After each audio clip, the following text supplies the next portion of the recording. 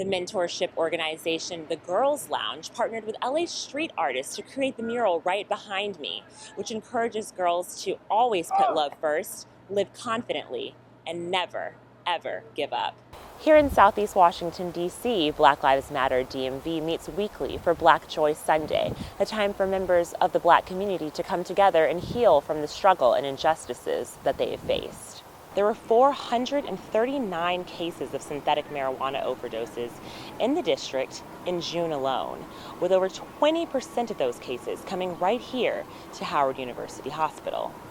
The White House released its $4 trillion budget proposal, which includes plans to distribute billions of dollars to healthcare, education, as well as energy, all of which would be paid for by raising taxes on big banks and the wealthy. When the weather gets warmer, Brandon Copeland teaches a yoga class right here on the yard of the historically Black Howard University, where he says his classes average around 15 to 20 students. Truth be told, Black people do yoga. For News Vision in Washington, D.C., I'm Jasmine Turner. Namaste.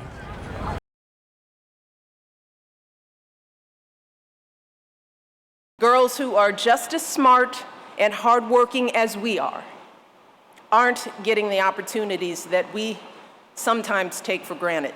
First Lady Michelle Obama gathered together young women, students, and partners at Union Market in D.C. for the one-year celebration of Let Girls Learn. Turn that passion into something real. Those girls will be so grateful because they are all of us. They are my daughters, and they are you.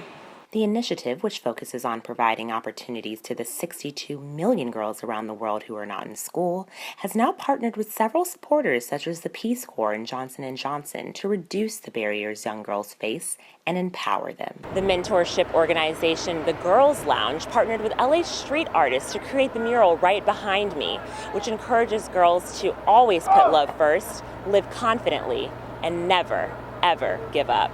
Let Girls Learn partner the Girls Lounge seeks to support and mentor women to help them find their voice and embrace leadership in order to impact future generations. It's not about who you are, what you are, your race, size, color. It's honestly, we're all equal. On March 16th, the First Lady will travel to Austin, Texas to deliver the keynote address at the South by Southwest Music Festival, where she will further discuss Let Girls Learn initiatives and celebrate Women's History Month. For News Vision in Washington, D.C., I'm Jasmine Turner. When you picture your average yoga class, a room full of Black people probably doesn't come to mind. Though the activity can sometimes seem exclusively white, does that mean Black people don't do yoga? A 2012 study in the Yoga Journal cited that 1 in 15 Americans practice yoga, and more than 80% of those people are white.